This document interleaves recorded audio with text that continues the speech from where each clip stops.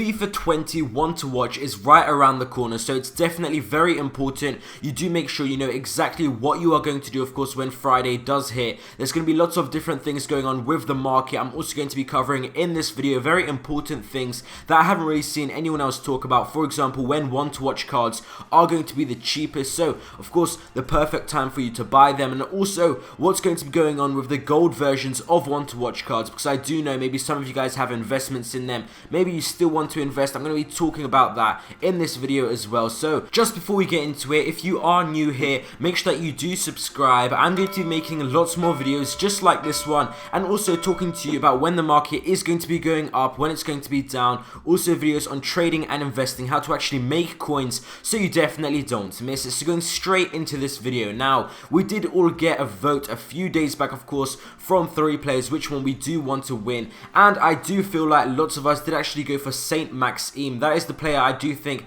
is most likely to win, and of course there is a bit of dilemma about him. Of course he does have, of course, a gold card. There's so much hype around this card, and his gold card has risen now around to 15,000 coins, around 20,000 coins. So if you were looking to buy him, definitely you want to wait until One to Watch is over, of course, because you don't want to be buying it for 20,000 coins. That's very expensive for his card. He will go back to around 9,000 coins, maybe even cheaper after 5,000 coins, something like that. But when he is going to win, of course, investment wise, you probably want to look at him. Maybe he could go up to around 30,000 coins, maybe 25,000 coins. I'm not too sure, but definitely when he is going to be out of packs, he is going to rise a little. But I'm wondering, of course, if he's going to be too over invested. He has dropped a bit. I do believe he was around 20,000 coins, has gone down a bit to 17,000. But definitely take a look at him. I wouldn't really invest in him now, but if you do have some investments in him, just track his price and try and sell him maybe around 25 or 30,000 coins. So also One to Watch, we should get some weekly objectives.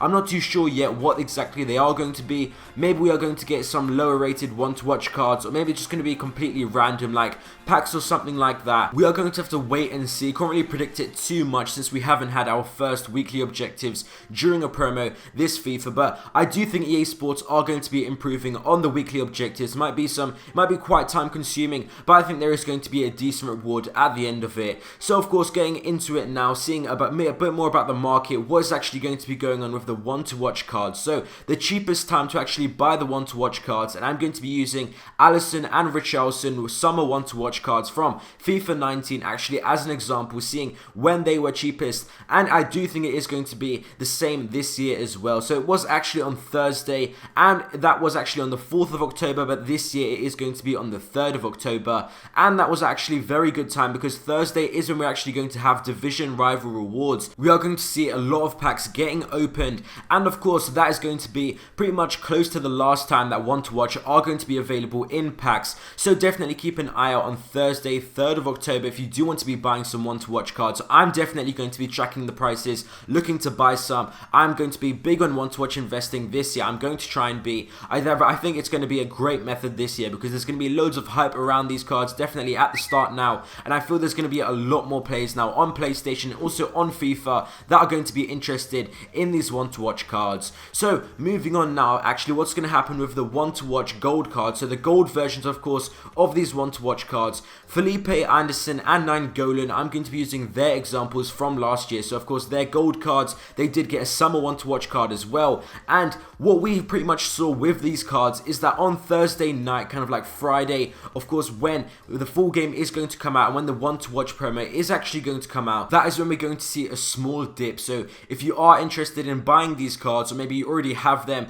just be aware that there is going to be a small dip on Thursday night and Friday morning, and then after it's going to keep increasing over the next few days, and it should be at the highest prices around Monday to Tuesday, and that's just going to be, of course, the first Monday after, of course, they have been released. So it is going to be very soon. You do actually want to be aware of this, of course, that is the time I would recommend selling them. The profit by then should be very nice, but you do need to be very careful. If you are actually going to be investing in gold cards for these One to Watches, you do need to be aware that they do need to actually be overpowered players. They can't just be like any One to Watch. For example, I wouldn't really recommend maybe like Pulisic, players like that, because you do need to think, are there going to be lots of people hyped for them? Are they actually going to require them? Is there going to be lots of demand for them to actually, of course, buy them in their teams and put them in their team? Because the supply is completely cut off. There's going to be no more gold versions of that card put onto onto the market, but there still needs to be lots of people demanding and asking for that card to actually, of course, for it to increase. So you do need to be very aware of that. If you guys do have any other questions or anything like that, definitely comment down below. I will help you out as soon as possible. Thank you guys for watching this video. I hope you guys enjoyed, and I will see you next time.